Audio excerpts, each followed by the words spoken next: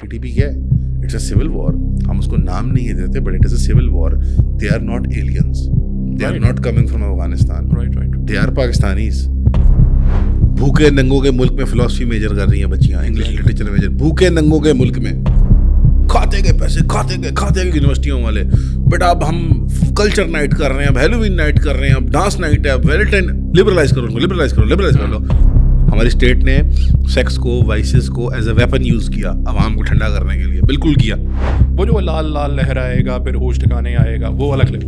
अच्छा, ये चाहते कि लाल से करना क्या, मुझे ये नहीं समझ आती. ये क्या वजह कि मुशर्रफ हो या बाजवा, जो ही जाता है यूनिवर्सिटियों में ये बात करता है बीटल्स की कि बेटा बीटल्स आया करते थे. बाजवा लफ्ज में मुझे याद है, बेटा पाकिस्तान में बीटल्स आया करते थे. अबे मुझे बीटल्स से क्या है यार.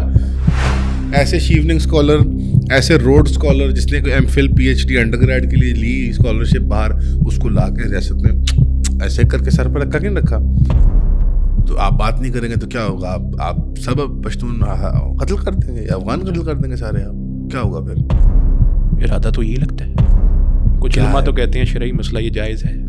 क्या जायज़ है? प्लेसेंटा की यूजेज. उन उलमा को लाएं. अच्छा. और कैमरा बंद कर दीजिएगा, मुझे उनका कमरे में बंद कर दें. जब कैमरा ऑन होगा वो बिल्कुल वही कहेंगे जो हक की बात होगी इंशाल्लाह.